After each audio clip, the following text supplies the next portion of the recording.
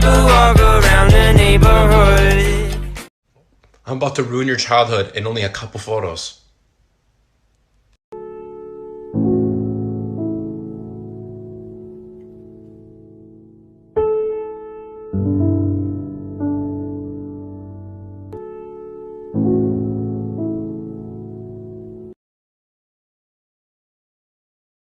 I'm gonna ruin your childhood, part 2.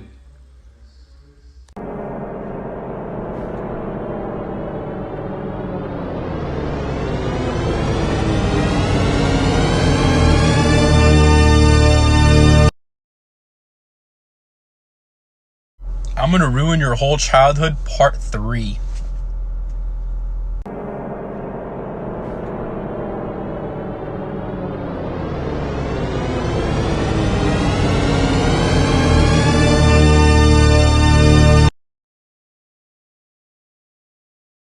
I'm gonna ruin your childhood, part 4.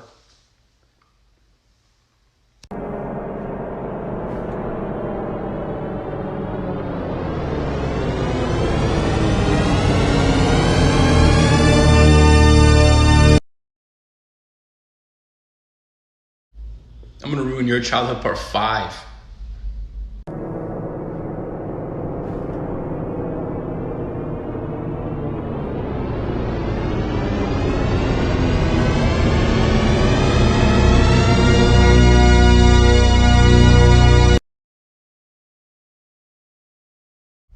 I'm gonna ruin your childhood, part 6.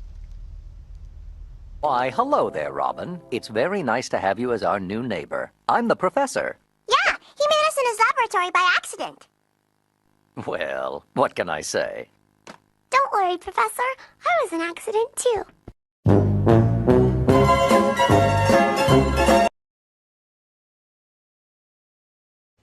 I'm gonna ruin your childhood, part 7. This one's really gonna get you.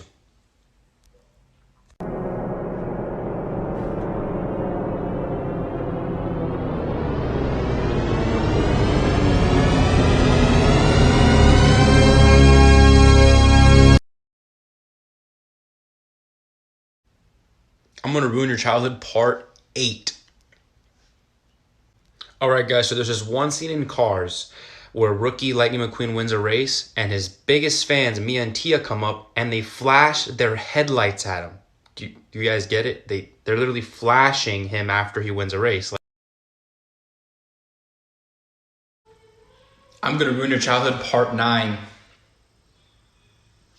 Alright guys, so in the movie Monsters Incorporated, there's this one part where Sully enters Boo's room and there's this one very adult looking drawing. Alright guys, now if you look closer, you'll see this drawing in Boo's room on the wall. Disney, what's up with this? I'm gonna ruin your childhood, part 10. Alright, there's this scene in SpongeBob where he's blowing up these things, and there's just, I'm gonna pause it for you guys, but what does that look like to you guys? Not very children friendly, SpongeBob. What's up with that? I'm gonna ruin your childhood, part 11. Alright guys, in the movie The Road to El Dorado, there's one scene that's absolutely weird, and it's between Tully and Chell, where, they were kissing, quote unquote, but for some reason, if you guys can see, I'm gonna slow it down, her head is way lower than his head. That definitely doesn't look like kissing to me. What's up with that? I'm gonna ruin your childhood, part 12. Alright guys, so in the show The Amazing World of Gumball, there's one scene where Gumball is stumbling through Banana Joe's house and he sees this, which if you look really closely, it is an orange getting opened from the middle. So basically, it's a fruit watching another fruit get manhandled. I'm gonna ruin your childhood, part 13. Carl died in the beginning of the movie Up, and Russo is his guardian angel, trying to help him cross into heaven. Maybe that's why he had dreams of all of his memories with his wife. But what if Russell isn't just any guardian angel? What if he's Carl and Ellie's miscarried kid? Russell wasn't trying to earn a badge, he was trying to earn his wings. I'm gonna ruin your childhood, part 14. I'm gonna ruin iCarly, Andrick, and Josh for you forever. Crazy Steve from Drake and Josh is actually Spencer Shay from iCarly. Crazy Steve actually killed Drake and Josh. Then he kidnapped Megan, moved to Seattle, like they live in iCarly, and he forced her to act normal, but she started the web show iCarly to try to alert the police. I'm gonna ruin your childhood, part 15. Alright guys, in one scene of Cloudy with a Chance of Meatballs, there's this scene right here where it shows all the presidents on Mount Rushmore getting pied in the face. But have you noticed what happens to Abraham Lincoln? If you look really, really closely, the other three presidents get pied in the face, but Abraham Lincoln gets pied in the back of the head, just like how he got assassinated in real life. I'm gonna ruin your childhood, part 16! So in the beginning of the movie Shrek, you have these three bears caged up. You have Papa Bear, Mama Bear, and Baby Bear. Then later on in the movie, you only see Papa Bear and Baby Bear next to this fire. Where's Mama Bear, you may ask? Later on in the movie, it shows you that Farquaad actually turned Mama Bear into a rug.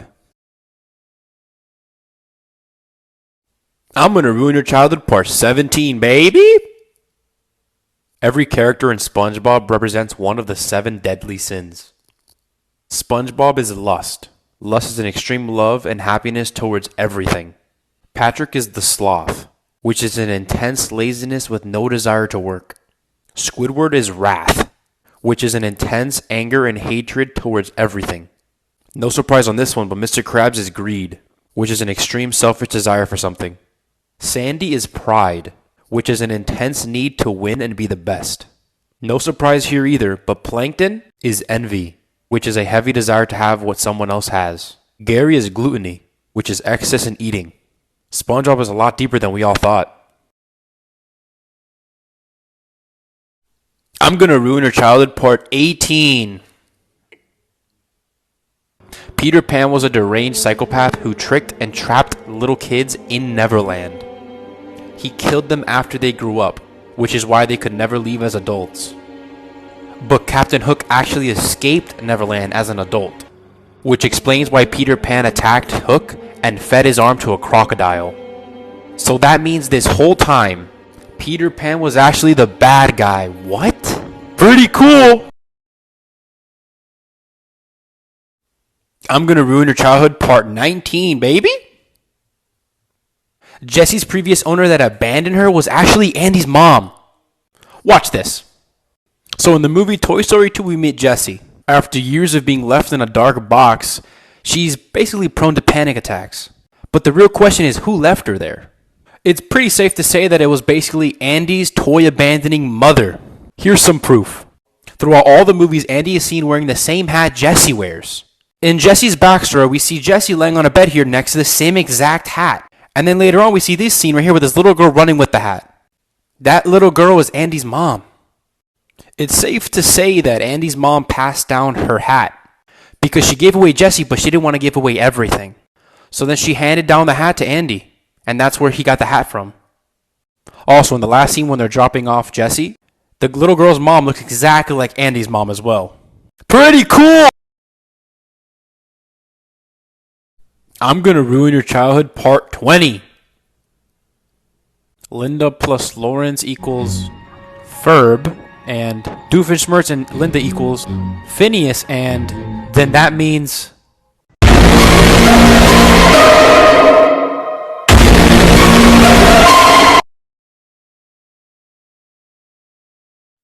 Alright guys, so in the show Victorious, there's one very, very weird scene. It takes place between Kat and Robbie. Now watch this. Sure wish you'd die. Hey, looky what I got. No, I don't want to see that thing again. Put it away. Robbie comes in the room and says, looky what I got. She goes, I don't want to see that thing again. Put it away. Does that mean Robbie flashed her before? What? Pretty cool.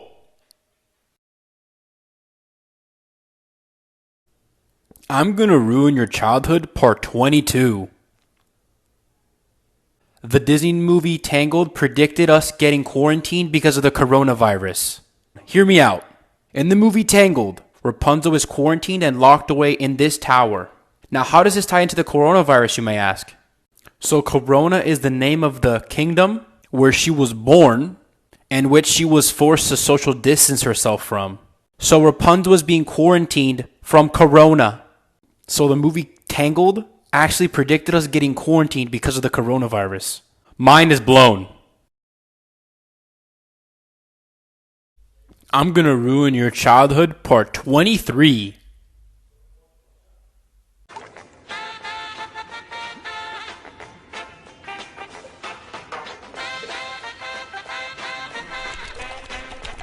Gary! I was just looking for the sports channel, Gary. SpongeBob was basically watching PORN. You nasty ass. I'm gonna ruin your childhood, part 24. So we all love and remember Mr. Moseby, right? From The Sweet Life of Zack and Cody and from The Sweet Life on Deck. Well, this may come as a shock to you, but he was convicted of manslaughter after killing a 21-year-old woman after driving drunk. His blood alcohol level was literally 3 times higher than the average drunk person. When in court, the judge told him, "Due to the serious nature of the offense, I feel like some incarceration is appropriate." Which Mr. Moseby said, "I agree." Mr. Moseby was sentenced to a year in jail, 2 years of probation, and 350 hours of community service. So this means 270 days of confinement, 90 days in the county jail, 90 days in the county's halfway house program, and 90 days under home detention. So the Mr. Moseby we all grew up to love and watch didn't end up so good. Pretty cool! I'm gonna ruin your childhood, part 25. So everyone remembers Max from The Wizards of Waverly Place, right? Well, after Disney, he had some struggles. In 2014, he had a huge meltdown backstage at the Teen Choice Awards. A bunch of witnesses claimed that he yelled at a worker because the worker didn't know who he was. And he got so bad he even threw things at a staffer and stormed off. But it gets way worse. A couple years later, he was involved in a 4-car hit and run. His car smashed into 3 parked cars, and the other people in the car with him threw a bottle of vodka out the car. So what did him and his amazing friends do after they hit 3 parked cars? They got out of their car and called an Uber and left. Yeah, that's right. They literally left their crashed car just there. They just left it. Oh, and to make matters worse, he also got arrested for drunk driving a little after that too. He faces up to 6 months in jail and a $1,000 fine if he's convicted. Pretty cool!